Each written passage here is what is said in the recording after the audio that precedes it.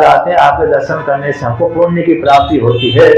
फिर भी हम आप प्रश्न करते हैं कि आप जो ऋषि मुनि जिन ग्रस्तों के पास में आते हैं उनका कल्याण तो हो जाता है, और आप भगवान के भक्त हैं, धर्म का उपदेश करते रहते हैं जीव के कल्याण करने के लिए। आपको तो कल्याण करने की जरूरत नहीं थी, स्वयं तो कल्याण स्वरूप है, किंतु हम ग्रस्तों को कल्याण करने के लिए आप उपदेश करते रहते हैं।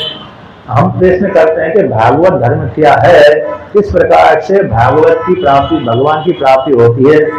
तो भागवत धर्म के विषय में कहते हैं पूछा, तो भागवत धर्म के विषय में सुखदेव जी मतलब नारद जी ने वसुदेव जी को कहा कि भागवत धर्म ये है। तो भगवान ने जो कहा है, भगवान ने अपनी प्राप्ति के लिए जितने भी भक्ति है, कर्म है, निष्काम कर्म है, उसी को ही भागवत धर्म के नाम से कहा गया है। मेरा भजन करना, ऐसे नवदा भक्ति आते, श्रवणम कीर्तनम विष्णु स्वर्णम पाद सेवनम अर्चनम दास्यम बंध्यम सत्यम बा आत्मनिवेदनम, ये नवदा भक्ति आती है।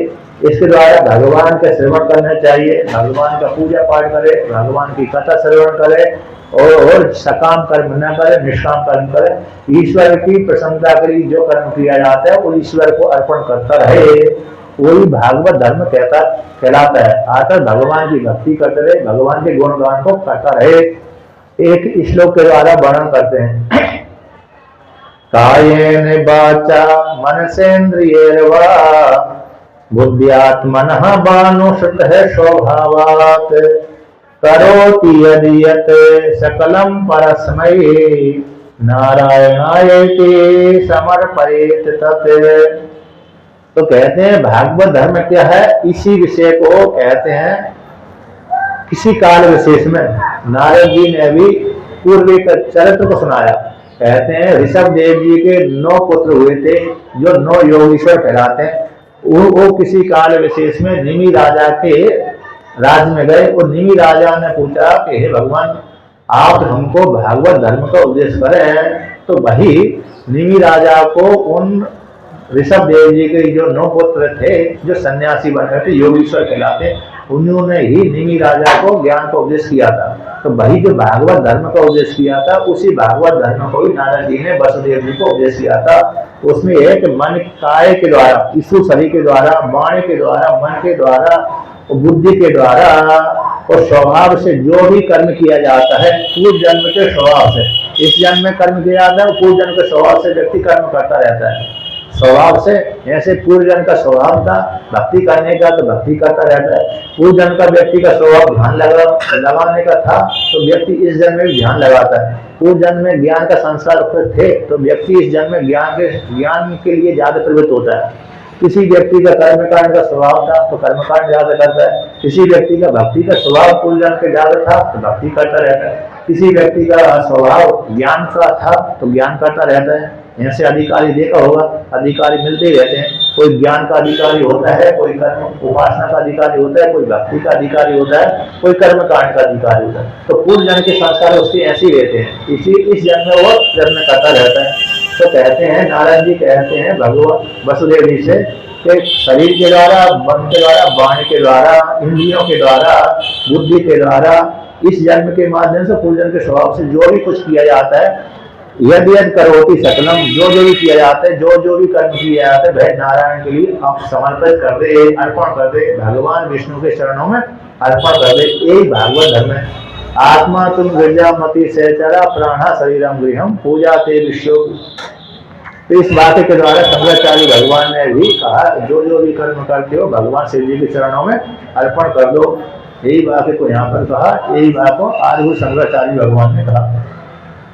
अब यहाँ पर बहुत से वर्णन आते हैं कि माया से पार होने के उपाय का, ब्रह्म का और कर्म योग का निरूपण किया। अर्थात 9 योगीश्वरों ने निमि राजा को उपदेश किया कि माया से पार होने का उपाय कैसे। तो माया से पार होने के उपाय है निष्काम कर्म योग। ऐसे गीता में आया है, कर्म का वर्णन किया है, सकाम कर्म, निष्काम कर्म। तो कर्म है, कर्म के 2 विध कर दिए, सकाम कर्म और निष्काम कर्म। सकाम कर्म तो व्यक्ति को लोकांतर फल को देते हैं, किंतु निष्काम कर्म कैसे हैं यानी अंतःकरण की शुद्धि के माध्यम से ज्ञान की प्राप्ति होती है और ज्ञान के द्वारा ही मोक्ष फल की प्राप्ति होती है। तो व्यक्ति निष्काम कर्म करता रहे। जैसे हम मंदिर में आते हैं तो मंदिर में आते हैं तो मंदिर में आकर के हमारे मन में कोई कामना रहती है कि हमारा पुत्र ऐसा हो जाए, पुत्र की वृद्धि हो जाए, पुत्र ठीक हो जाए, माता ठीक हो जाए, पिता ठीक हो जाए, एक कामना है। किंतु हम मंदिर में आते हैं तो हे भगवान हमारा कल्याण हो, तो ये निष्काम में कठिन चला जाता है। अब मेरा कल्याण हो, मेरी बुद्धि शुद्ध हो, इस प्रकार से जो भगवान की पूजा करता है, जल चढ़ाता है या तो जाप करता है, और पूजा करने के पश्चात जो फल प्राप्त होता है उस फल को भगवान के चरणों में अर्पण कर देता है। तो इससे क्या हो जाएगा, अंतःकरण की शुद्धि हो जाएगी। अंतःकरण की शुद्धि से जैसे ज्ञान की योग्यता आ जाती है। ज्ञान की योग्यता से फिर व्यक्ति को वेदांत श्रवण करने से ज्ञान प्राप्त हो जाता है। वेदांत श्रवण करने से ज्ञान हुआ, ज्ञान के द्वारा मोक्ष फल की प्राप्ति होती है। तभी व्यक्ति माया से पार होता, अन्यथा नहीं होता। कर्म करने से अंतःकरण सिद्धि होगी, लेकिन मैं ज्ञान के द्वारा ही माया से पार हो जाता है। यानी अगली योनि की प्राप्ति न होना ही माया से पार हो गया। अगले शरीर की प्राप्ति नहीं होनी न हो तो किससे न होगी कि ब्रह्म ज्ञान से, आत्मज्ञान से। आत्मज्ञान किए बिना आत्म मैं ब्रह्म हूँ, इस प्रकार का दृढ़ ज्ञान जिसको नहीं होता है उसका निश्चित रूप से अगला जन्म होता ही है। और जिसको दृढ़ ज्ञान ये हो गया कि मैं तो ब्रह्म ही हूँ, मैं ना स्त्री हूँ न मैं पुरुष हूँ, न मैं करता हूँ न मैं भोगता हूँ, न मैं जन्मने वाला हूँ न मैं मरने वाला हूँ, न मैं किसी की माता हूँ न मैं किसी का पिता हूँ, न मैं किसी की पत्नी हूँ न मैं किसी का पति हूँ। इस प्रकार का तो मैं कौन हूँ, मैं पर ब्रह्म परमात्मा ही हूँ। मैं ही उपाधि को लेकर के ब्रह्मा बनता हूँ, मैं ही उपाधि को लेकर के विष्णु बनता हूँ, मैं ही उपाधि को लेकर के रुद्र बना हुआ हूँ। मुझसे भिन्न कोई है ही नहीं है। ऐसा दृढ़ ज्ञान जिसको होता है तभी माया से पार होता है वो व्यक्ति, अन्यथा नहीं होता। तो इस प्रकार के इसी को कहते हैं ब्रह्म ज्ञान, आत्मज्ञान। अब इस ब्रह्म ज्ञान के लिए, आत्मज्ञान की प्राप्ति के लिए भगवान का भजन करते रहना चाहिए। यदि सीधा सीधा उत्तम अधिकारी नहीं है, पूर्वजन्म के संस्कार नहीं है, ब्रह्म ज्ञान को पचाने के लिए योग्यता नहीं है, इस जन्म में उसको क्या करना पड़ती है, भजन करना पड़ता है, पूजा पाठ करना पड़ती है। और पूजा पाठ भी करे, और जो पूजा पाठ से जो फल मिलता है, पुण्य होता है, उस पुण्य को भगवान के चरणों में अर्पण करता रहे, भगवान की लीलाओं का गान करता रहे, पढ़ता रहे, पढ़ाता रहे, सुनता रहे, सुनाता रहे और जाप करता रहे। किसी एक तत्व को, किसी एक भगवान की पूजा पाठ करता रहे, किसी एक मंत्र का विशेष रूप से अनुष्ठान करता रहे। जैसे स्त्री एक पति को वरण करके रहती है, उसी प्रकार से वह साधक अथवा साधिका भी एक मंत्र का जाप करता रहे, उसी के माध्यम से उसको ज्ञान की प्राप्ति हो जाती है। चाहे ब्रह्मा की उपासना करो, चाहे विष्णु भगवान की उपासना करो, चाहे रुद्र की उपासना करो, सभी चाहे इंद्र देवता की उपासना करो, सभी ब्रह्म ज्ञान को देने में समर्थ होते हैं। सभी कैसे होते हैं, ब्रह्म ज्ञान को देने में समर्थ होते हैं। इसलिए किसी भी एक देवता को पकड़ लेने से ब्रह्म ज्ञान की प्राप्ति हो जाती है। लेकिन निष्काम कर्म से, सकाम कर्म से लोकांतर फल की प्राप्ति होगी। और जो व्यक्ति कर्मकांड भी नहीं करता, वैदिक कर्मकांड भी नहीं करता, भगवान की भक्ति नहीं करता है, तो भक्ति से हीन व्यक्ति, जो भक्ति से हीन वाला व्यक्ति है, चाहे वो स्त्री हो चाहे वो पुरुष हो, तो यहाँ पर गति का वर्णन किया गया है। तो कहते हैं गति, उसकी क्या गति होती है, तो कहते हैं मनुष्य होने की प्राप्ति उसकी हो गई पूजन के अनुसार। अब न जाने पशु में चला जाएगा, पक्षी में चला जाएगा, कीड़े मकोड़े की योनि में चला जाएगा, क्योंकि इस जन्म में उसने भक्ति नहीं करी, परमात्मा की प्राप्ति के लिए अथवा परलोक की सुधारने के लिए कोई कर्म नहीं किया, तो फिर पशु पक्षी योनि में पुनः चला जाएगा। जैसे उपासना करने वाला व्यक्ति उत्तरायण मार्ग से जाता है, कर्मकांड करने वाला व्यक्ति दक्षिणायन मार्ग से आता है, और आत्मा को चिंतन करने वाला आत्मज्ञानी वेदता तो किसी मार्ग से नहीं जाता। किंतु जो कर्मकांड भी नहीं करता, उपासना भी नहीं करता, ज्ञान भी जिसको नहीं है, उसके लिए श्रुति कहती है जायस्व मरियस्व इति तृतीया गति। जन्म लेता है, मरता है फिर जन्म लेता है। जैसे कीड़े मकोड़े जन्म लेते हैं, मरते हैं, और मरते हैं फिर कीड़े पर जन्म लेते हैं। इस प्रकार से यहाँ पर भक्ति से हीन वाले व्यक्तियों की तृतीय गति हो जाती है, अतः कीड़े मकोड़े की योनि को पुनः प्राप्त हो जाते हैं। इस प्रकार से वर्णन किया। अब कहते हैं कुछ काल व्यतीत हुआ, महीना 2 महीना अथवा साल भर के आसपास हुआ, तो कहते हैं देवता भगवान श्री कृष्ण के पास में आए कि महाराज अब आपके बिना लोग सुना सुना लग रहा है, अब चलिए यहाँ पर बहुत हो गया, सारे राक्षसों को मार दिया, श्राप भी प्राप्त हो गई, अब आपका वंश भी श्राप के कारण नष्ट हो जाएगा, अब आप चलिए। जैसे राम जी को लेने के लिए काल आ गया था, उसी प्रकार से देवता भी भगवान श्री कृष्ण को लेने के लिए प्रार्थना किया उन्होंने, तो भगवान ने भी सोचिया ठीक है अब जाते हैं, चलते समय आ गया। भगवान ने भी जाने का विचार किया, जब जाने का विचार किया तो उद्धव जी को मालूम पड़ गया भगवान जाना चाहते हैं, भगवान जाना चाहते हैं। तो ऐसे जानकर तो उद्धव जी ने कहा कि महाराज हमको कुछ उपदेश करके जाइए और हमको साथ लेकर के चलिए। उद्धव जी को कहते हम आपके बिना कैसे रहेंगे। जब उद्धव जी ने ऐसा कहा तो उद्धव जी को सांत्वना देने के लिए तो वहां पर उद्धव जी के लिए यहाँ पर आख्यान कहते हैं, स्तुति करते हैं, अवधूत गीता का यानी अवधूत उपाख्यान का वर्णन करते हैं। उद्धव जी ने जो जो भी प्रश्न किया, आपकी प्राप्ति कैसे हो, भक्ति आपकी कैसे करें, आपका ज्ञान की प्राप्ति कैसे होगी, किस प्रकार से जीवन यापन करना चाहिए जीवों को, तो इससे सारे प्रश्नों को उत्तर भगवान श्री कृष्ण ने दत्तात्रेय के उपाख्यान को लेकर के कहा है। तो किसी काल विशेष में कहते दत्तात्रेय भगवान घूमते घूमते यदु महाराज के राज्य में गए, तो यदु महाराज ने देखा तो कहते हैं ये ब्राह्मण, उनको प्रणाम आदि किया। अब दत्तात्रेय भगवान को कहा कि हे ब्राह्मण देवता, हम लोग तो सुखी दुखी दोनों प्रकार से होते हैं, किंतु आपके चेहरे पे कभी भी दुख की रेखा नहीं प्राप्त होती, आप किस प्रकार से प्रसन्न बने रहते हैं, कौन सी आपने साधना करी, क्या कारण, कौन सी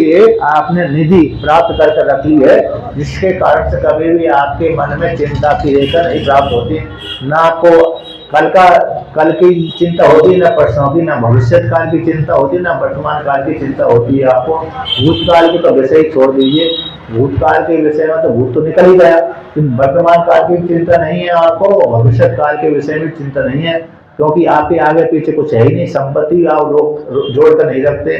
आपको किस प्रकार से प्रसन्नता प्राप्त हुई, कैसे आपने कौन सा खजाना, कौन सा ज्ञान अर्जन कर लिया है जिसके द्वारा आप असंग होकर के रहते हैं और आप कैसे मस्त रहते हैं और हंसते हुए रहते हैं। इस प्रकार से यदु महाराज ने पूछा।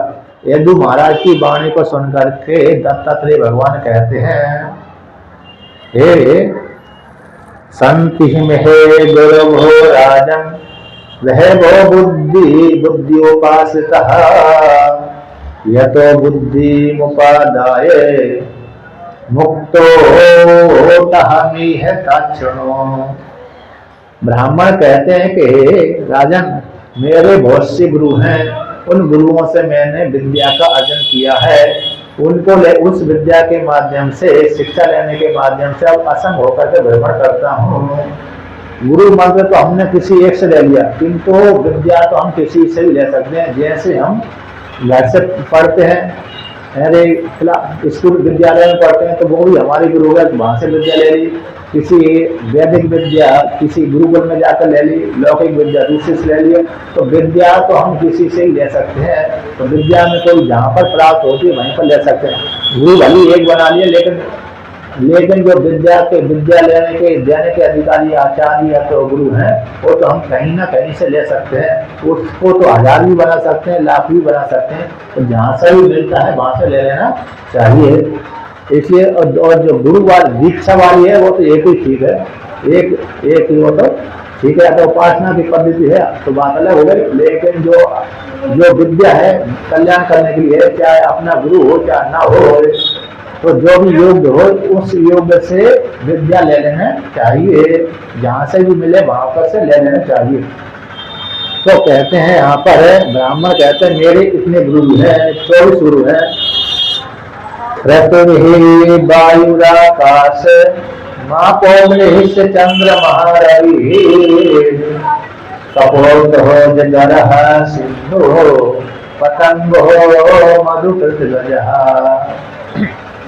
मधुहा हरिणो मीनः पिंगलः कुरलोभतः कुमारी सरकृत सर्प ऊर्णनाभिः सुपेक्षित। दत्तात्रेय महाराज यदु महाराज से कहते हैं कि हे राजन मैंने 24 गुरु बनाए हैं जीवन में, उन 24 गुरुओं से मैंने शिक्षा लिए। इस शिक्षा लेने के कारण ही मेरे को जीवन में कोई कष्ट की प्राप्ति नहीं होती। कहते हैं पृथ्वी मेरी गुरु है, वायु देवता, वायु पृथ्वी है, वायु है, आकाश है, जल है, अग्नि है, चंद्रमा है, सूर्य है, कबूतर है, अजगर है, पतंग है, समुद्र है, घोड़ा है, मधुमक्खी है, हाथी है, शहद है, शहद निकालने वाला व्यक्ति है, हरिण है, मछली है, पिंगला है, पिंगला वेश्या है, पुरन पक्षी है, बालक है, कुमारी कन्या है, बाण बनाने वाला है, सर्प है, मकड़ी है, भृंगी कीट है। इन जीवों से, इन प्रकार के लोगों से, इनसे मैंने दीक्षा शिक्षा ली है, इनको गुरु बनाया है, इनके जीवन से मैंने सीखा इस प्रकार से जीवन यापन करते रहना चाहिए। इस प्रकार से इनसे शिक्षा ले करके मैं जीवन यापन करता हूँ, इसलिए मैं असंग होकर के रहता हूँ। तो यहाँ पर कहते हैं पृथ्वी को लेकर के, कहते पृथ्वी में गुण है सहन शक्ति वाला। तो इस प्रकार से पृथ्वी में एक विशेष गुण हो गया सहन। तो पृथ्वी, कोई व्यक्ति हर व्यक्ति पृथ्वी के ऊपर अत्याचार करते रहते हैं, अपराध करते रहते हैं, किंतु पृथ्वी किसी को उत्तर नहीं देती, सहन करती रहती है। तो क्षमा गुण मैंने पृथ्वी से ले लिया। इस प्रकार से अब दूसरे है वायु देवता से। तो वायु कहते हैं, वायु से मैंने शिक्षा क्या ली कि जैसे वायु शुद्धि में भी जाती है, अशुद्धि में भी जाती है, बाहर भी जाती है, भीतर भी जाती है, तो वायु कहीं भी स्पर्श नहीं करती। उसी प्रकार से मैं भी किसी भी राग द्वेष से युक्त नहीं हो पाता। जैसे वायु निर्मल रहती, उसी प्रकार से मैं भी वायु के द्वारा, वायु कहीं भी आसक्ति नहीं करती। उसी प्रकार से मैंने शिक्षा ली, कहीं भी व्यक्ति को आसक्ति नहीं होना चाहिए। और कहते हैं आकाश से। तो आकाश से मैंने शिक्षा ली कि जैसे आकाश यद्यपि पहले से व्यापक है, घट को लेकर के और मठ को लेकर प्रश्न हो जाता, तो उपाधि को लेकर के घटाकाश मठाकाश संज्ञा होती है, किंतु घट फोड़ लेने पर और मठ को नष्ट हो जाने पर वह आकाश महाकाश में लीन हो जाता है। यद्यपि लीन क्या होना पहले से महाकाश ही है। घट रूप उपाधि महाकाश में घट रूप उपाधि बन गई तो घटाकाश बोल दिया, महाकाश में मठ रूप उपाधि बन गई तो मठाकाश हो गया। मठ बोलते हैं घर को, मठ क्या बोलते हैं, जैसे एक कमरा है मठाकाश कहलाता है। अब इसको फोड़ दो तब भी पहले से ही आकाश विद्यमान है, आकाश पहले से विद्यमान है, और बना हुआ तब भी आकाश है। फोड़ देने से पहले, फोड़ बनने से पहले भी आकाश था, फोड़ बन रहा है तब भी आकाश है, और फोड़ने के पश्चात भी आकाश रहेगा। तो ये पहले से ही आकाश है, मात्र बीच में उपाधि नाम रूप की उपाधि है। उसी प्रकार से घट भी है, घट बनने से ही महाकाश था, घट बनने से पहले आकाश महाकाश ही था, और घट बनते समय भी आकाश महाकाश है। घट फूट के फूट ले आने पर भी आकाश महाकाश ही रहता है, नाम के लिए रहता है। उसी प्रकार से व्यापक ये शरीर के भीतर जो ब्रह्म रूपा परमात्मा है पहले से ही व्याप्त है, लेकिन जीव रूप उपाधि कह रहे हैं, उसको जीव संज्ञा हो गई। अंतःकरण उपाधि को लेकर जीव संज्ञा है, किंतु अंतःकरण उपाधि से रहित होकर के तो उसकी कैसी परमात्मा की संज्ञा रहती है। इस प्रकार से जैसे आकाश व्यापक है, उसी प्रकार से मैं अपने आप को व्यापक रूप से चिंतन करता हूँ।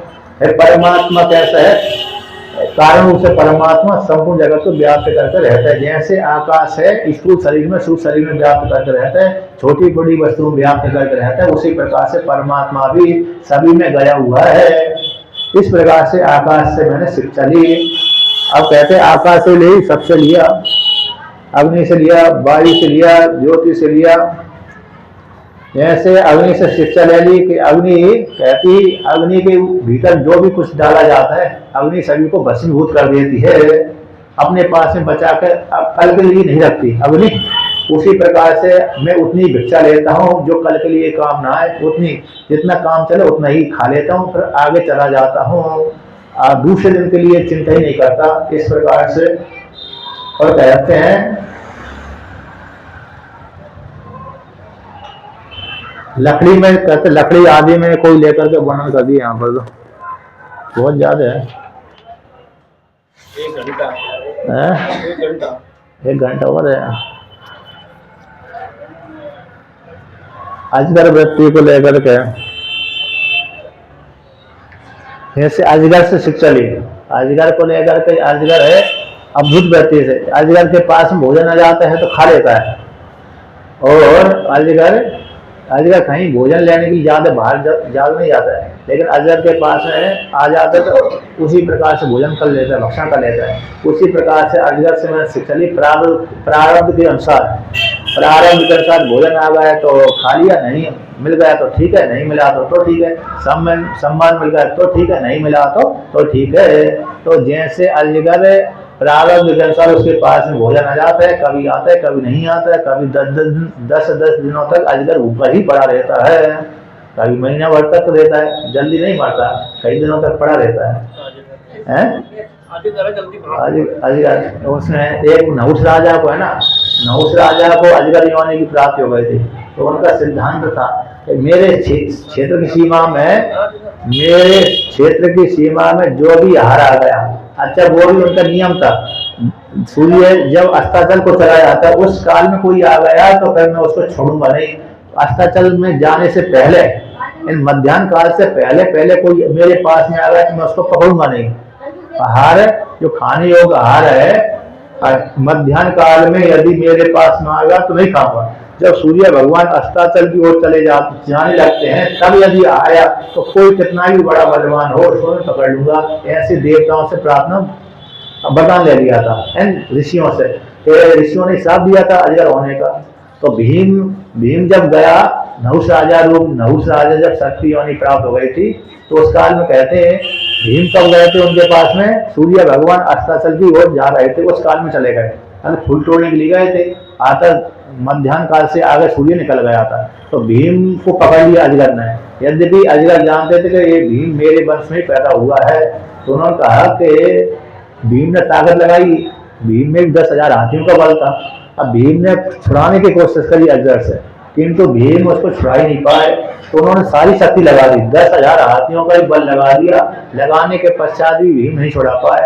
तो उन्होंने कहा कि हे सर्प, ऐसी तुमने कौन सी सामर्थ्य है जो मैं तुमसे छुड़ा नहीं पाया। तो उन्होंने कहा मेरे को ऋषियों ने श्राप वरदान दिया है कि जो भी मेरे चंगुल में फंस गया, चाहे वो कितना भी बड़ा बलवान हो, मेरे चंगुल से छूट नहीं पाएगा, इसलिए तुम नहीं छूट पाए। भाई तुम 10,000 से लाख के हाथियों की सामर्थ्य भी लगा दो तब भी मेरे से छूट नहीं पाओगे। उधर युधिष्ठिर महाराज को शंका हो गई, भीम अभी तक लौट कर नहीं आया, तो फिर युधिष्ठिर महाराज खोज करते करते वहीं पर आ गए। तो जब उन्होंने कहा कि हे सर्प देवता हमारे भाई को छोड़ दो, तो उन्होंने शर्त रख दी, यदि तुम मेरे प्रश्नों को उत्तर दे दोगे तो मैं छोड़ दूंगा, अन्यथा नहीं छोड़ूंगा। यदि भी तुम मेरे वंश में ही पैदा हुए, क्योंकि नहुष राजा के वंश में ही पांडव पैदा हुए थे, तो उन्होंने कहा तो बताइए आप प्रश्न करिए, हम उत्तर आप प्रश्न करिए उत्तर देता हूँ। तो जब दोनों युधिष्ठिर महाराज से प्रश्न किया नहुष राजा ने, सर्प ने, तो युधिष्ठिर महाराज ने उत्तर दे दिया। उसी उत्तर को सुनकर के उन्होंने भीम को छोड़ दिया और उनकी सर्प योनि भी छुटकारा प्राप्त हो गई, क्योंकि वही ऐसे ही वरदान प्राप्त हुआ था उनको। जब युधिष्ठिर महाराज से संवाद होगा तो तुम्हारी सर्प योनि से छुटकारा प्राप्त हो जाएगा। इस प्रकार से तो अजगर क्या बोलता है, अजगर का यही है कि यदि जिस काल जैसे प्रारब्ध के अनुसार उसको भोग मिल गया तो खा लेता, नहीं मिलता तो भूखा ही पड़ा रहता है। अब उसी प्रकार से दूसरा उदाहरण है, इस प्रकार से मैं भी अजगर वृत्ति से रहता हूँ। दत्तात्रेय भगवान कहते हैं यदि महाराज से मैं भी अजगर वृत्ति से रहता हूँ, यदि प्रारब्ध मिल गया तो खा लिया और नहीं मिला तो नहीं। अब कहते पिंगला नाम की वेश्या से मैंने एक शिक्षा ली, तो क्या ली, उसको ही मैंने गुरु बनाया। इसका बड़ा सुंदर श्लोक आता है, कहते पिंगला नाम की वेश्या थी, शायद कहीं पर किसी राज्य में रहती होगी। अब वो उसने सुबह सज धज कर तैयार हो गई, किसी पुरुष की इच्छा कर रही थी, कोई पुरुष आए तो मेरे को धन देकर जाए, किंतु सुबह से लेकर शाम तक कोई पुरुष उसके पास में नहीं आया। कभी बाहर जाती थी कभी इधर जाती थी, तो उसके मन में बैराग आ गया कि इतनी देर तक तो मैं कहते हैं इतने पुरुषों को प्रसन्न करने के लिए मैं सही घर पे तैयार हो गई थी, बैठी रहती थी, इतनी देर तक तो मैं भगवान का भजन करती तो मेरा कल्याण हो जाता। तो ऐसा उसके मन में दृढ़ निश्चय हो गया। ऐसे दृढ़ निश्चय सुनकर के उसने पुरुषों के प्रति जो आसक्ति थी वो छोड़ दी, और छोड़ करके भगवान के भजन में लग गई। तो भगवान के भजन में लगे तो उसका कल्याण हो गया। तो उसमें उसने एक उद्गार गाया है यहाँ पर, आशा ही परमं दुःखम नैराश्यम परमं सुखम यथा संच्छिद्य कांतासाम सुखम सुस्वापि पिंगलः।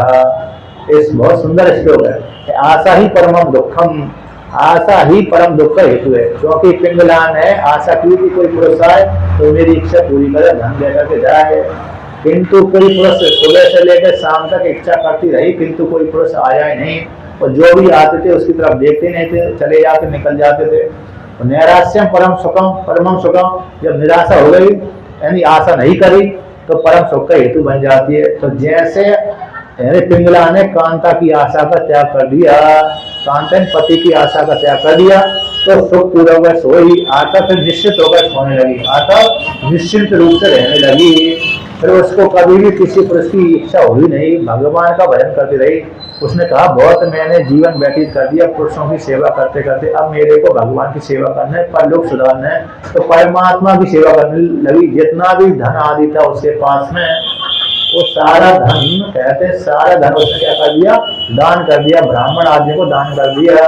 वो सुख पूर्वक भगवान का भजन करने लगी। भजन करते करते करते करते उसको क्या हो गया, परमात्मा की प्राप्ति हो गई। तो इस प्रकार से पिंगला से उसने कहा, पिंगला से शिक्षा मैंने ली कि त्याग है, यानी आशा, किसी वस्तु की आशा नहीं करना चाहिए। आशा करने से व्यक्ति कैसा हो जाता, दुखी हो जाता है, और आशा नहीं है किसी से, किसी वस्तु की आशा नहीं है, तो फिर क्या होता है, व्यक्ति सुखी हो जाता है। इस प्रकार से पिंगला से मैंने ये शिक्षा ली। कहते कुमारी से मैंने शिक्षा ली। एक गांव की एक बालिका थी, उस बालिका को देखने के लिए दूसरे गांव के व्यक्ति आए, विवाह करने की इच्छा से उसके पास में आए, और वो देखने के लिए आए। उसको मालूम पड़ता है मेरे को देखने के लिए आए हैं, तो वो आए तो पर घर में तो उसके परि माता पिता नहीं थे, कहीं गए होंगे, अकेले थी। अब अकेले थी तो उनको स्वागत सत्कार उसको करना था, उसी के विवाह के लिए वो आए थे, भगा तो सकती नहीं है। और अब उसके घर में पहले से धान आदि थे नहीं, धान आदि नहीं थे, तो उसने क्या किया, उनको भोजन भी बना खिलाना है, तो उसने धान ओखली में कूटने लगी। जब कूटने लगी तो वो कहते हैं उस कूटने से फिर ओखली में धान कूट रही थी, उसी काल में चूड़ियां भी पहनी होती, तो चूड़ियां उसके बजने लगी। क्या लगी, बजने। तो उसने विचार किया यदि मैं चूड़ियां बजाऊंगी तो घर वाले जो मेरे देखने के लिए आए हैं तो वो कहेंगे इनके घर में तो खाने पीने का ही नहीं है, तो फिर उनके अच्छा नहीं लगेगा, हो सकते जा भी सकते, नाराज हो सकते, मेरे प्रति गलत भाव करेंगे। तो उसने चूड़ियां कम कर दी। जब कम कर दी तो फिर छूटने लगी, फिर भी आवाज आ रही थी, तो फिर पुनः चूड़ियों को तोड़ दिया। फिर इसके पश्चात और कम करी तो तब भी आवाज आ रही थी। फिर लास्ट में अंत में कहते दो चूड़ियां रख दी अपने हाथों में, दोनों हाथों में दो चूड़ियां रख दी, तो दो चूड़ियां रख करके फूटने लगी, तब भी आवाज आने लगी, खन खन की आवाज आने लगी। फिर उसने एक एक चूड़ी को और कर दिया, एक एक चूड़ी और तोड़ दिया, तो एक हाथ में एक चूड़ी, एक हाथ में एक चूड़ी, तो एक हाथ में एक एक चूड़ी रख करके धान को कूटा तो फिर आवाज आना बंद हो गई। तो कूटने के पश्चात धान चावल निकाले, और चावल निकाल करके उसने उन अतिथियों को भोजन आदि कराया। तो मैं इस दृश्य को देख रहा था, दत्तात्रेय भगवान कह रहे थे, मैं इस दृश्य को दूर से ही खड़ा होकर के देख रहा था। तो देख फिर उसने स्वागत सत्कार किया, तो मैंने उससे कुमारी से ये अनुमान अर्थ निकाला कि एक जगह रहेंगे, एक जगह बर्तन रहने पर खड़खड़ की आवाज आती है, जहाँ पर एक जगह पर बहुत से बर्तन रहते हैं तो वहां पर कैसे हो जाते हैं, खड़खड़ की झगड़े, खड़खड़ की आवाज आती है, झगड़ा होता रहता है। जैसे एक ही पात्र में कई बर्तन रखेंगे तो बर्तन एक के ऊपर एक रखेंगे, खन्ने खन्ने की आवाज आती रहेगी। किंतु जब भाई बर्तनों को अलग अलग करके रखेंगे तो आवाज नहीं आएगी, बर्तन अलग अलग रहने पर आवाज नहीं आती, किंतु एक ही पात्र में बहुत से बर्तन रखने पर खन्न खन्न की आवाज आती है। उसी प्रकार से एक स्थान पर बहुत से मनुष्य रहेंगे तो शोर की आवाज आती रहेगी। ऐसे बहुत सी स्त्रियां होंगी इकट्ठी, तो बहुत से पुरुष होंगे तो शांत बैठेंगे, नहीं बोलते ही रहेंगे, यानी गप्पे ही लगाते रहेंगे, कथा धीरे से शांत से सुनेंगे नहीं, क्योंकि एक स्वभाव है। यहाँ पर वर्णन किया है, बासे बहुनाम कलहो भवेद वार्ता द्वयोरपि एक चरित तस्मा कुमारी वे कंगना। जैसे बहुत से बर्तन एक ही स्थान पर रहने पर खन खन की आवाज होता है, उसी प्रकार से बहुत से व्यक्ति एक स्थान पर रहते कलह हो जाती है। और दो व्यक्ति एक स्थान पर रहेंगे तो वो भी चुप नहीं बैठेंगे, शांत नहीं बैठेंगे, वार्तालाप करते रहेंगे, जैसे आप लोग है कि नहीं। उसी प्रकार से दत्तात्रेय ने यहाँ पर दत्तात्रेय ने अर्थ निकाला, जैसे कुमारी ने एक अपने हाथ में एक एक चूड़ियां रखी, सारी दो दो चूड़ियां भी नहीं रखी, क्योंकि दो दो चूड़ियां रखने पर भी कूटने पर आवाज आती थी, बाहर आवाज आती थी। तो उसने क्या किया, अपने हाथ में एक एक चूड़ी रखी, तो एक एक चूड़ी एक हाथ में रखने से बजी नहीं, तो उसने धान को भी बो दिया और अतिथियों का स्वागत सत्कार किया। उसी प्रकार से मैंने देखा, एक निरंजन दो दुखी, तो एक निरंजन होता है, दो दुखी होता है, तीन में खटखट चार बेमुखी। एक निरंजन दो दुखी, तीन में खटखट चार बेमुखी, पांच पंचमेश्वर। तो अकेला व्यक्ति साधक को तो अकेला रहना चाहिए, यदि साधक नहीं है तो फिर अलग बात है, कई लोग रह सकते, किंतु साधक व्यक्ति को तो अकेला रहना चाहिए, क्योंकि दो रहेगा तो साधना नहीं करेगा, गप्पे लगाता रहेगा। तो साधक व्यक्ति को ये चिंता करते रहना चाहिए कि अकेला रहे, द्वय का साथ संग न करे। द्वितीयाद वही हम भक्ति, जहाँ पर द्वय होता है तो वहां पर भय होता है। श्रुति कहती है द्वितीयाद वही भय भक्ति, जो दो होते हैं तो वहां पर तो भय होता है, किंतु जहाँ पर एक रहता है तो एक रहने पर अभय होता है। एक को हम अद्वितीय, ये श्रुति का बात है। जब व्यक्ति अकेला रहेगा तो अद्वितीय फल को प्राप्त कर लेगा, और जहाँ पर दो रहेगा, द्वैत मानेगा, द्वैत देखेगा तो भय की प्राप्ति होगी। इसलिए साधक को तो साधक अथवा साधिका को अकेले रहने का अभ्यास करते रहना चाहिए। यदि नहीं रह पाता, धीरे धीरे से अभ्यास करते रहना चाहिए, है कि नहीं। जंगल में जाते रहते ही, गंगा किनारे जाओ, कुटिया बनाओ, वहां पर रहो, एकांत में रहो, मंदिर में रहो, एकांत में रहने की अभ्यास करते रहना चाहिए। और बुढ़ापे में तो एकांत रहने की अभ्यास करते रहना चाहिए। बुढ़ापे में यदि बच्चों को खिलाया तो मरते समय बच्चे याद आएंगे, है कि नहीं। धीरे धीरे से बच्चों को खिलाना बंद कर देना चाहिए। बूढ़े बूढ़े व्यक्तियों को बच्चों को खिलाना बंद करते रहना चाहिए, बच्चों से कम वार्तालाप करते रहना चाहिए, नहीं तो आसक्ति ज्यादा बनती है। इसलिए एकांत रहने का अभ्यास करते रहना चाहिए। तो एक कुमारी से अर्थ निकला, मतलब जो कुमारी कन्या से अब दत्तात्रेय भगवान कहते हैं, उससे मैंने एक साल निकाला कि अकेले रहने का अभ्यास करते रहना चाहिए साधक हो तो, विशेष रूप से। इसलिए तो इस प्रकार से यहाँ पर वर्णन किया। और भी दत्तात्रेय की 24 गुरु का वर्णन आता है। भृंगी ऋषि का भृंगी कीट को लेकर के, जैसे भृंगी ही कीट है, इसने से देश से भय से बापी याति तत्व स्वरूपम। जैसे जो भृंगी कीट है दूसरे कीड़े को पकड़ के ले आता है, किंतु वह दूसरे कीड़े को अपने बिल में घुसा देता है। तो घुसा देने से कहते हैं वहां पर वो उस भृंगी के कीट के डर के चक्कर में कहीं आएगा, भृंगी का कीट मेरे पास में आए, मेरे को मारेगा, तो मारने के भय से अथवा स्नेह से द्वेष से भय से आदि, तो उसी के स्वरूप वाला हो जाता है। यहाँ पर तो स्नेह भी बोल दिया, द्वेष भी बोल दिया, भय बोल दिया। विशेष रूप से भय के द्वारा व्यक्ति भृंगी जो जिस कीड़े को पकड़ता है, वह कीड़े के पास में जाता है, भिन्न भिन्न करता है, इतनी जोर से आवाज निकालता है, उसको भय लगता रहता है, कहीं एक मेरे को मार ना दे, कहीं ये मेरे को मार ना दे, कहीं मेरे को मार ना दे। उसी का चिंतन करते करते करते करते करते वो भृंगी रूपी हो जाता है।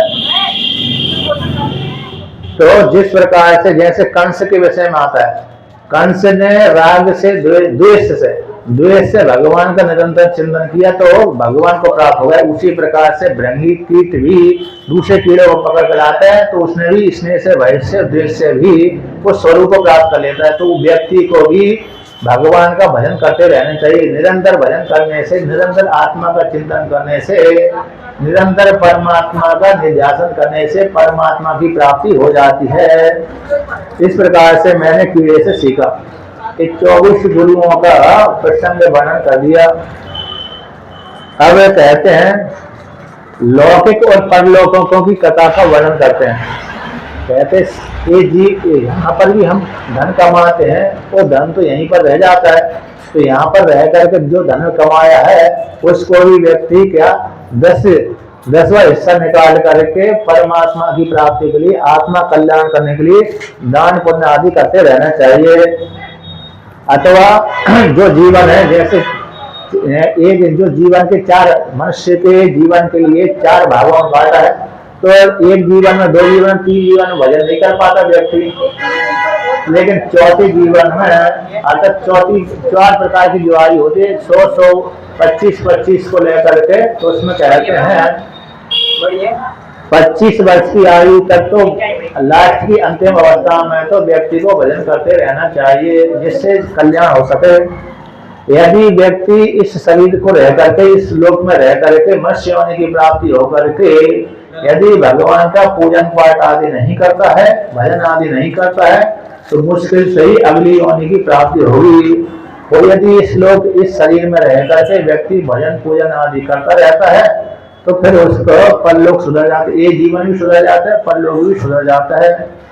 और यहाँ पर वर्णन करती है कि ये भोग है, ये भोगों में कोई सार विशेष नहीं है।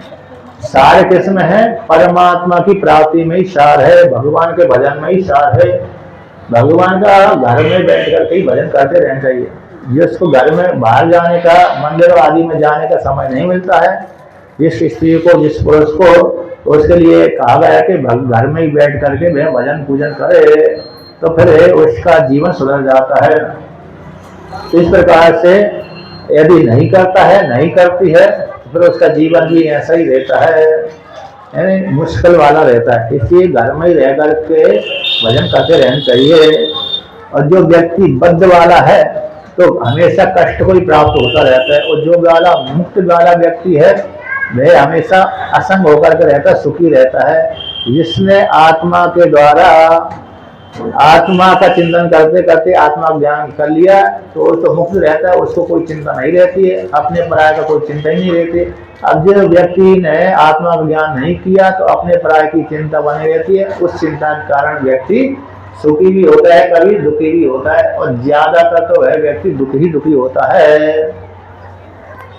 और भक्तजनों के लक्षण भी यहाँ पर वर्णन किया कि भगवान के भक्त कैसे हैं। तो भगवान के भक्त तो जानते ही हैं, भगवान का भजन करते रहते हैं, पूजा पाठ करते रहते हैं, उनके भगवान के जो आभूषण हैं, चिन्ह हैं, तिलक आदि हैं, उसको धारण करते रहते हैं, तो ये भगवान के भक्त कहलाते हैं। भगवान के भक्तों में काम है, क्रोध है, लोभ है, मोह है, इत्यादि नहीं पाए जाते हैं, तो पाए गए तो फिर कम रूप से पाए जाते हैं। इस प्रकार से भगवान के भक्तों का ये पूजा पाठ आदि करते रहते हैं।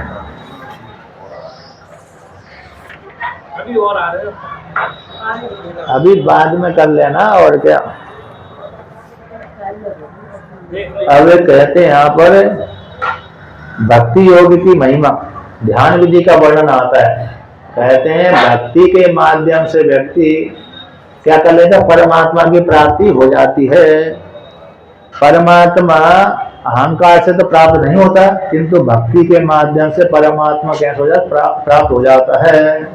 और ध्यान की विधि है, कहते हैं कोई व्यक्ति मणिपूरक चक्र में है, स्वादिष्ठान चक्र में है, अथवा आज्ञा चक्र में है, प्राय करके 2 जगह ध्यान लगाते हैं व्यक्ति। एक तो हृदय में ध्यान लगाते हैं, एक आज्ञा चक्र में लगाते हैं, और कोई यहाँ पर सहसा में लगाते हैं। सहसा तो आप बालक है ना, 1 वर्ष का बालक है, उसमें जो डब चलता रहता है वो सहसा है।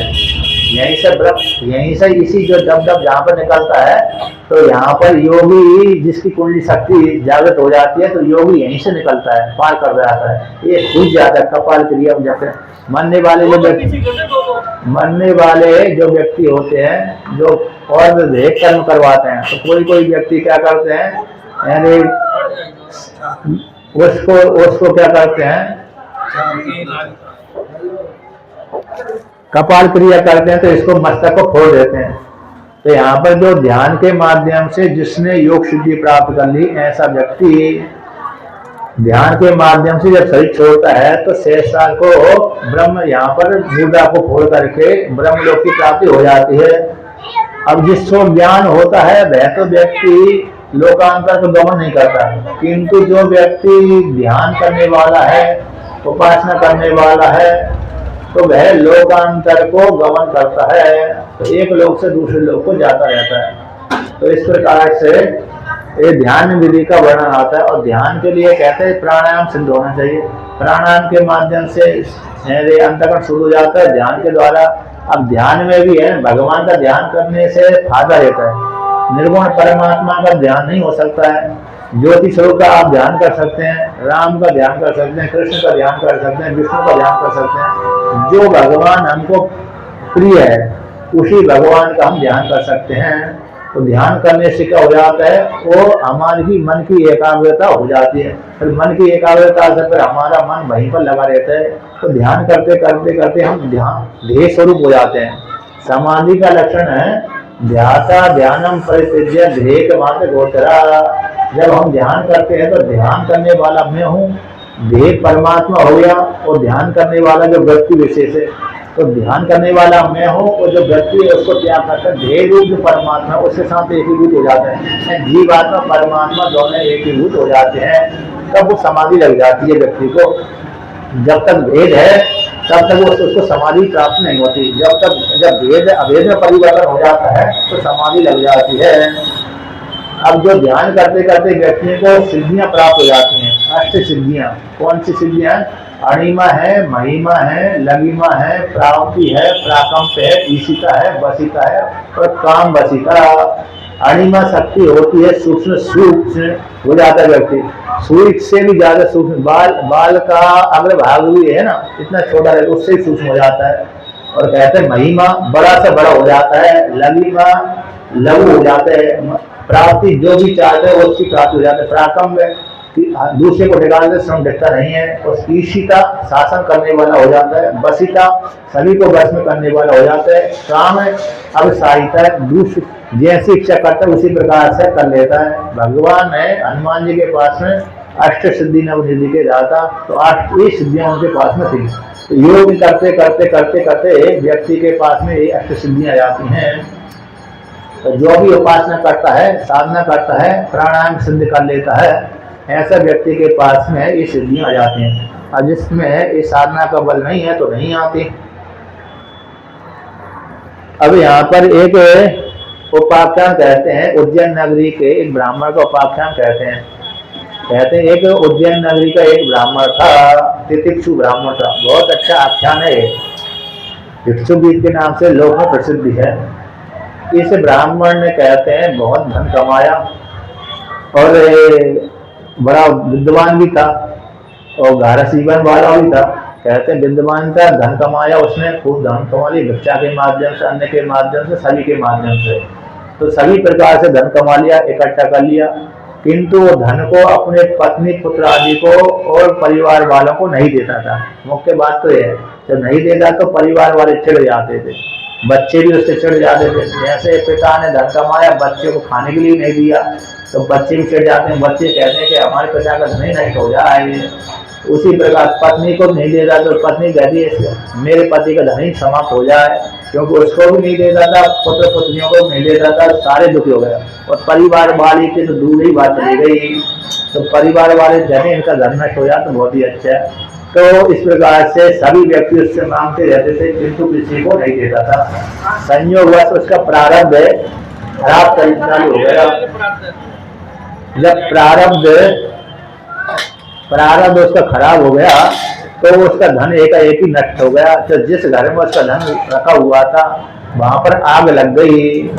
अब कुछ धन को उसके राजा ने छीन लिया, कुछ धन को उसकी भाई बंधु ने छीन लिया, तो सारा धन ही उसका नष्ट हो गया।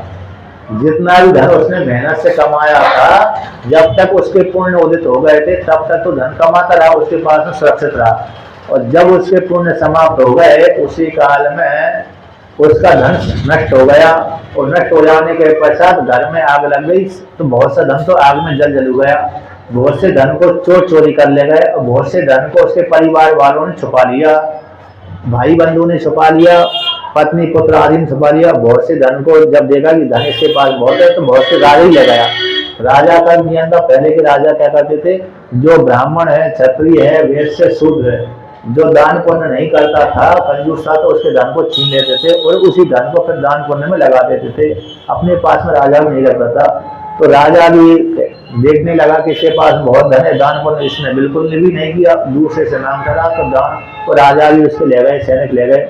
इस प्रकार से उसका सारा धन समाप्त हो गया। अब सारा धन समाप्त, जिसका धन बहुत कमाया हो, करोड़ों अरबों खर्ब संपत्ति कमाई हो, अचानक नष्ट हो जाए तो फिर व्यक्ति दुखी हो जाता है। तो ये भी भयंकर दुखी हो गया, और दुखी हो जाने के पश्चात बहुत क्लेश को प्राप्त हो गया। अब क्लेश को प्राप्त हो गया तो कहने लगा, हाय मेरा धन, मेरा धन, मैंने बड़ी मेहनत से कमाया, यही चला गया मेरा धन। तो धन के विषय में चिंतन करते करते धन से वैराग्य हुआ। मैंने जिस धन कमाने के लिए इतनी मेहनत करी थी वो धन मेरे हाथ से निकल गया। जब तक मेरे पुण्य थे तब तक मेरे पास धन रहा, जब मेरा पुण्य समाप्त हो गया तो धन ही समाप्त हो गया। इस धन से ही मेरे को सुख की प्राप्ति हो रही थी, धन को लेकर के ही मेरे को दुख की प्राप्ति हो गई, क्योंकि धन के चले जाने से उसको दुख हो गया। अब मेरा क्या गति होगी, क्या गति नहीं होगी, तो चिंता करते करते करते उसको धन से वैरागी हो गया। धन को लेकर के मैं बहुत परेशान हुआ था। धन को रक्षा करने अर्जने दुखम, अर्जन करने में दुख होता है। धन के अर्जने दुखम, रक्षणे दुखम और देहे दुखम। धन के अर्जन करने में दुख होता है, कमाने में दुख होता ही। सुबह से लेकर शाम तक व्यक्ति करता है। जो नौकरी वाला 1 महीना कमाएगा, काम करेगा, सुबह से लेकर शाम तक काम करेगा, ड्यूटी करेगा तो 1 महीने में उसको वेतन आएगी। मजदूर व्यक्ति सुबह से लेकर शाम करेगा, शाम तक कमाएगा तो शाम को उसको प्राप्त होगा। तो धन कमाने में कष्ट होता है। अब धन कमा कर लेके आ रहा है, रास्ते में कहीं चोर चोरी डाका ना डाले, छीन ना ले तो उसकी रक्षा में उसको कष्ट होता है। कहीं आप घर में ले आए तो कहीं चोर न ले जाए, कहीं बेना हो जाए तो उसमें कष्ट उसको होता है। तो धन कमाने में भी कष्ट होता है, धन की रक्षा करने में भी कष्ट होता है, अब खर्चा करने में भी कष्ट होता है। आए मुश्किल से तो मैं धन कमाया है, अब मेरे हाथ से निकल रहा है। मैं कोई भी वस्तु खरीदने के लिए जा रहा हूँ तो अपने हाथ से जब कमाया हुआ धन निकलता है तो बड़ा कष्ट होता है। बहुत से लोगों को कष्ट होता है, बहुत से लोगों को नहीं भी होता है। तो ये धन के विषय में आता है। तो इस प्रकार से धन के दोष देख करके उसको धन से ही वैराग हो गया। धन में बहुत से दोष हैं, धन को लेकर के व्यक्ति अशांत हो जाता है। धन को लेकर के व्यक्ति, जितने भी महात्मा आदि भी हैं वो भी अशांत हो जाते हैं, क्योंकि धन आ गया तो कहते हैं ये बनाएंगे, ये बनाएंगे, ये बनाएंगे, तो अशांति हो जाते हैं, उसमें बनाने में लग जाते हैं ना। जब तक धन नहीं आया था तो शांत बैठे रहते हैं, अब जब देखो धन आ गया उनके पास में तो वो भी कुछ ना कुछ बनाना चालू कर देते हैं। धन क्या कर देता है, अशांति करता है। तो ऐसे धन को लेकर के, धन को मैं दोष देखते देखते देखते कहते उससे धन से ही बहरा हो गया और जगत से ही बहरा हुआ है। पत्नी है, पुत्र है, भाई बंधु सबसे ही बहरा हो गया। फिर बाद में जब धन समाप्त हो गया तो वही पत्नी पुत्र आदि परिवार वालों के साथ पास में गया।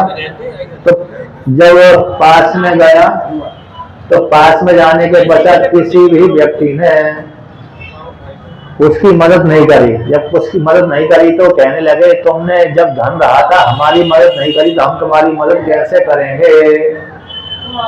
जब ऐसी प्राप्ति हो जाने पर उसके भाई बंधु आदि से सभी को बैराग, भाई बंधु से बैराग हो, सभी से बैराग हो गया।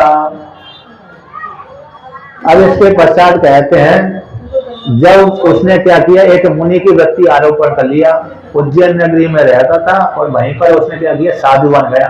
वो साधु बन करके अब मुनि वृत्ति को आरोपण कर लिया और भिक्षा मांगने के लिए जाने लगा। अब भिक्षा मांगने के लिए जब जाता था घरों में तो लोग उन्हें भिक्षा तो दे देते थे, किंतु भिक्षा देने के पश्चात कुछ दुष्ट व्यक्ति थे। उस दुष्ट व्यक्ति के कहते थे देखो देखो अब इसका धन नष्ट हो गया तो धन की कमाने के लिए हमारे घरों में मांगने के लिए आता है।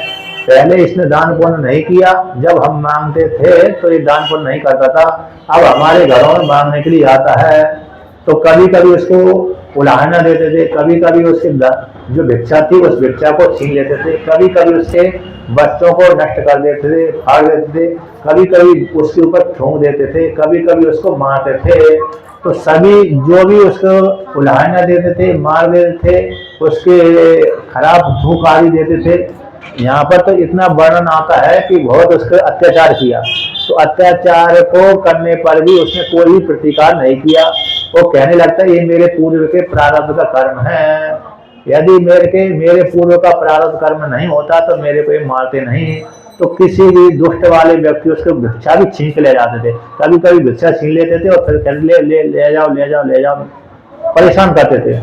तो 1 महीना 2 महीना 3 महीना तक लगातार करते रहे, 1 साल 2 साल तक लगातार करते रहे, किंतु उनके परेशान करने पर भी वो व्यक्ति ने, उस भिक्षु ब्राह्मण ने कोई भी उत्तर नहीं दिया, आकर प्रतिकार नहीं किया, क्रोध नहीं किया उनके ऊपर।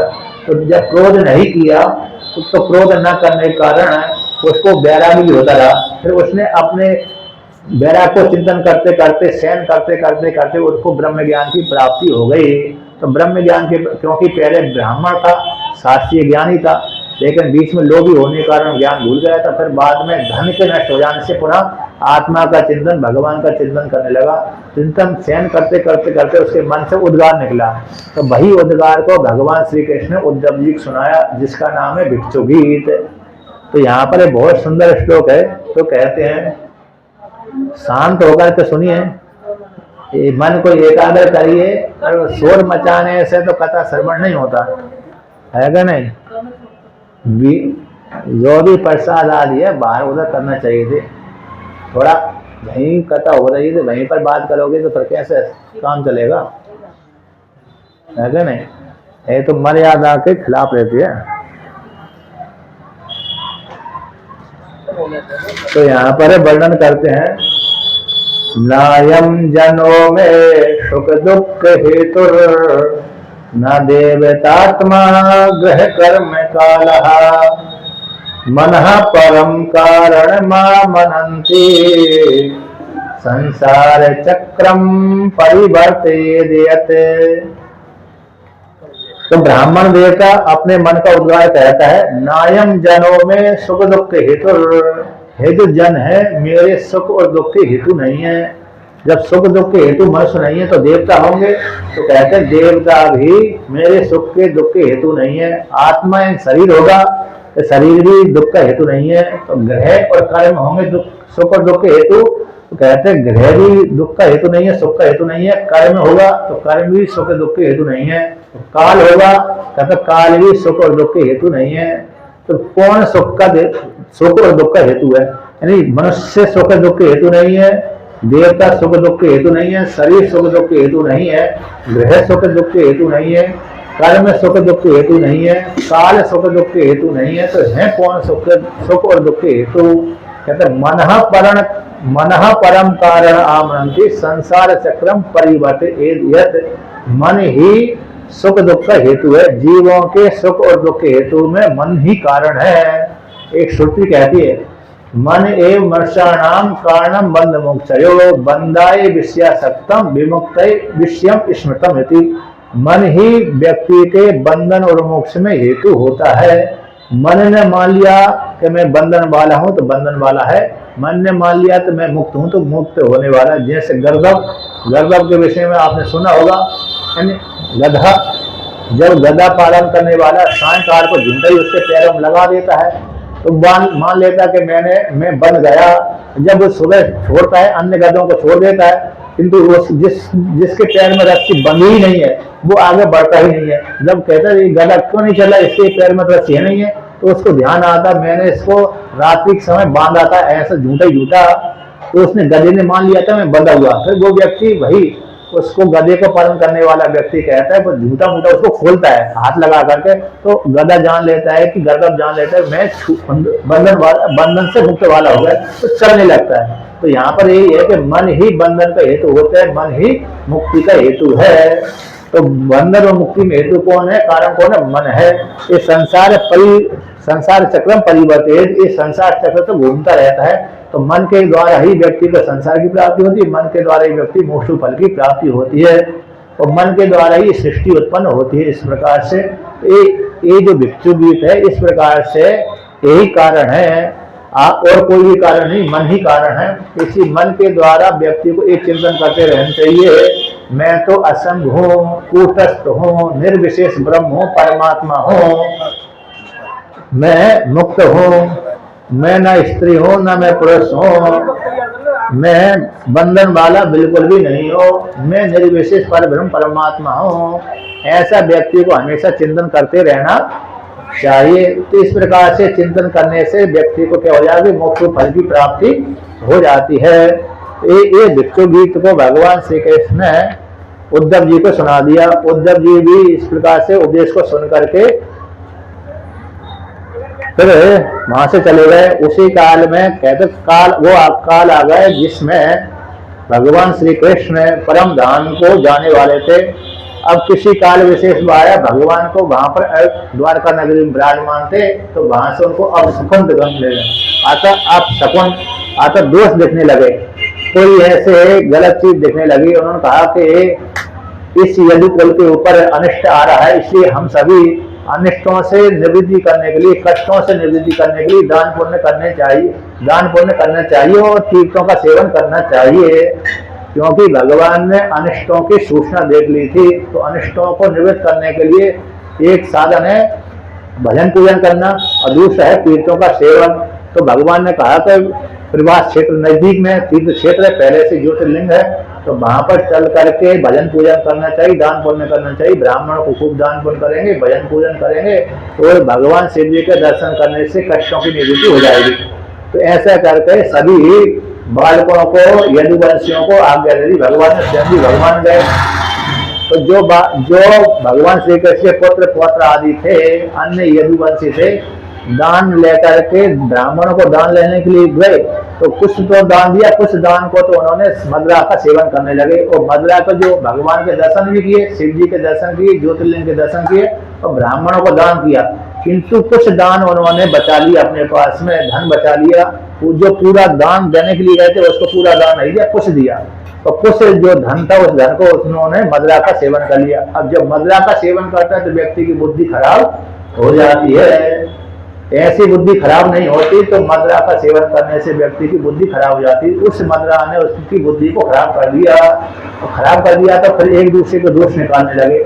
मदिरा में जिसकी बुद्धि अपने मन से निकल जाती है, मतलब मदिरा का सेवन करने से मन बाहर हो जाता है, विवेक जागृत नहीं रहता, विवेक नहीं रहता, तो फिर व्यक्ति मदिरा के मदहोश से युक्त होकर के एक दूसरे की कमी निकालने लगता है। उसी प्रकार से मदिरा के सेवन करने से कृत्यवर्मा है, अन्य जो प्रद्युम्न है, अनिरुद्ध है, सात्यकी है, एक दूसरे की कमी निकालने लगे। जब एक दूसरे की कमी निकालने लगे तो फिर हाथापाई पे आ गए, और हाथापाई पे आ गए तो फिर वो जो अस्त्र शस्त्रों से पहले युद्ध किया उन्होंने सभी के पास में अस्त्र शस्त्र है, तो अस्त्र शस्त्रों से वो जब नहीं मरे तो जो पास में अस्त्र शस्त्र उनके सारे समाप्त हो गए। इसके पश्चात कहते हैं जो एरा नाम की घास थी उसको तोड़ कर एक दूसरे को मारने लगे, तो ऋषियों की श्राप वहां पर फलीभूत होने लगी। तो एरा नाम की घास है, वो भगवान श्री कृष्ण के पुत्र है, पौत्र आदि अपने आप में मानने लगे। भगवान श्री कृष्ण ने देखा कि मेरे पुत्र है, बलराम जी ने देखा कि हमारे परिवार वाले तो आपस में लड़ रहे हैं, तो भगवान श्री कृष्ण बलराम जी समझाने के लिए गए। तो भगवान श्री कृष्ण के पुत्र भगवान के ऊपर ही आक्रमण कर दिया, बलराम जी के भी उसी प्रकार से आक्रमण कर दिया। तो भगवान श्री कृष्ण के समझाने पर, बलराम जी के समझाने पर भी उन्होंने बात नहीं मानी। भगवान श्री कृष्ण को बलराम जी को मारने के लिए पीछे पड़ गए। तो भगवान श्री कृष्ण बलराम ने कहा इनसे पीछे छोड़ा, भागो यहाँ से। तो पुनः बलराम जी ने जान लिया था समय मेरा आ गया, तो पुनः बलराम जी ने तो उन ब्राह्मणों की ऋषियों के श्राप का आदर नहीं किया, आदर न करके स्वयं गए, ध्यान लगाकर शेष रूप में परिवर्तन हो गए, उनका शरीर छोड़ दिया, पर लोग को चले गए। किंतु भगवान श्री कृष्ण ने देखा कि सारे आपस में लड़ कर मर गए, तो एक बट वृक्ष के पेड़ के जाकर के, बट वृक्ष जो पेड़ है मतलब उसके तले उसके पास में जाकर के, उसकी टहनी के पास में, मूल के पास में जाकर के बैठ गए और एक पैर के ऊपर एक पैर रख करके बैठ गए। तो बैठने के पश्चात उनके पैर से लालिमा निकल रही थी। तो जो उन्होंने भगवान ने वहीं पर चिंतन कर रहे थे कि मेरा जो अवतार लेने का जो प्रयोजन था वो पूरा हो गया, अब मेरे को चलना चाहिए, ऐसा चिंतन कर रहे थे। उसी काल में एक बहेली आया, तो भगवान श्री कृष्ण के पैर में जो लालिमा को देख करके हिरण का मुख समझ करके, जैसे हिरण का मुख लाल लाल रहता है, तो हिरण के मुख को समझ करके भगवान श्री कृष्ण के पैर में उसने बाण लगा दिया। वही बाण जो ऋषियों के श्राप से मूसल बना हुआ था, उसी मूसल की चोन भगवान श्री कृष्ण के पैर में जाकर चुभ गई। तो जैसे ही भगवान के उसके पास उसने सोचा हिरण मर गया, चलो उस हिरण को लेता हूँ, फिर घर में ले जाऊंगा। तो जहाँ वहां पर जाकर देखा कि मैंने तो भगवान श्री कृष्ण के पैर में बाण मार दिया, पश्चाताप दिया, उसने अपराध क्षमा करवाए। हे भगवान, आप तो सर्वज्ञ हैं, सब कुछ जानने वाले हैं। जीव अपने कर्मों के अधीन होकर के ऐसा कर्म करता है, मैं नीचे होने वाला हूँ, मेरे अपराध को क्षमा कर दीजिए और मेरे को दंड दीजिए, मेरे को मार दीजिए, जिससे मैं भविष्य में दोबारा कहीं खराब कर्म न करूं। तो भगवान से जब ऐसा कहा तो भगवान ने कहा कि हे बहेलिया, तुम डरो मती, तुमने मेरा ही काम किया, मेरी इच्छा थी तो तुम मेरे को मारो इस प्रकार से। तो बहेलिया से कहा तो तुम मेरी वरदान के द्वारा, मेरे आशीर्वाद से कहते तुम स्वर्ग लोक को जाओ, जो योगियों के लिए दुर्लभ है। माँ भय जरहे तुम उत्तिष्ठ, काम ऐसा कटो ही में, या ही तुम मदनो ज्ञात, स्वर्गम सुकृत नाम पदम। यहाँ पर भगवान श्री कृष्ण कहते हैं, हे भैलिया, हे व्याध, हे जरा, तुम डरो मती, तुमने मेरी इच्छा के अनुसार ही काम किया है, इसलिए तुम मेरी आज्ञा से वहां पर स्वर्ग लोक जाओ। जो पुण्य वाले व्यक्ति स्वर्ग लोक को जाते हैं उसी लोक को तुम जाओ। तो भगवान की उसने बहेलिया ने 3 परिक्रमा करी और विमान पर बैठकर स्वर्ग लोक में चला गया। उसी काल में दारुक आया और दारुक आए तो दारुक ने देखा भगवान यहाँ पर बैठे हुए हैं, ढूंढते ढूंढते आए तो दारुक के सामने ही भगवान श्री कृष्ण के अस्त्र शस्त्र और रथ आदि अदृश्य हो गए। उसी काल में भगवान ने श्री कृष्ण ने कहा कि हे दारुक, यहाँ से जाओ और अर्जुन से कहना, अर्जुन के साथ माता पिता भाई बंधु आदि है, वो उन सभी को ले जाओ और कहना आज से 7 दिन ये द्वारका नगरी है वो डुबो देगी, समुद्र मेरे न रहने पर द्वारका नगरी 7वें दिन डुबो देगी। इसलिए आप सभी अपने पुत्र है, पत्नी है, पशु है, धन आदि संपत्ति को ले जाकर के यहाँ से निकल जाए।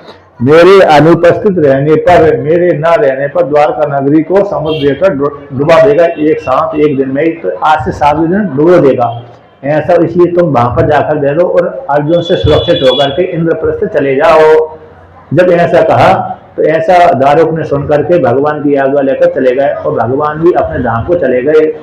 अब जब वो देवकी को, वसुदेव को, अर्जुन को, रुक्मणी आदि को, भगवान श्री कृष्ण की पत्नियों को जब मालूम पड़ा कि भगवान चले गए तो सभी ने भगवान के वियोग में होकर के, माता पिता ने पुत्र के वियोग में होकर के शरीर को त्याग दिया, वो भी परम धाम को चले गए। और भगवान श्री कृष्ण की जो पत्नियां थी 8 पटरानियां, वो भी भगवान से चिता बना करके उस चिता में जल गई। भगवान बलराम जी की पत्नी भी उनके पति का शरीर देख करके उसकी चिता में जल गई। और अन्य जो भगवान श्री कृष्ण की अन्य पत्नियां थी और अन्य पुत्रों की जो पत्नियां थी, अपने अपने पति के शरीर को चिता में रख करके उनके साथ सती हो गई, और जो नहीं हुई वो अर्जुन के साथ चले गई। तो भगवान श्री कृष्ण भगवान श्री कृष्ण की अन्य पत्नियों को, अन्य यदुवंशियों को साथ लेकर इंद्रप्रस्थ में ले गए। भगवान श्री कृष्ण का पुत्र जो प्रद्युम्न था, उसका पुत्र अनिरुद्ध, उसका पुत्र वज्रनाभ था, उसके पुत्र उसको वहां पर एक कल्प में तो मथुरा का राजा बनाया, एक कल्प में इंद्रप्रस्थ का राजा बनाया। तो अर्जुन ने इंद्रप्रस्थ में वज्रनाभ को राजा बनाया। और कहते हैं जब पांडवों को मालूम पड़ा, युधिष्ठिर महाराज को मालूम पड़ा भगवान चले गए, तो उन्होंने भी, युधिष्ठिर महाराज ने भी राजा परीक्षित को राजगद्दी देकर हिमालय में चले गए। इस प्रकार से भगवान भी चले गए, 5 पांडव चले गए। अब यहाँ पर वर्णन करते हैं, कहते हैं भगवान श्री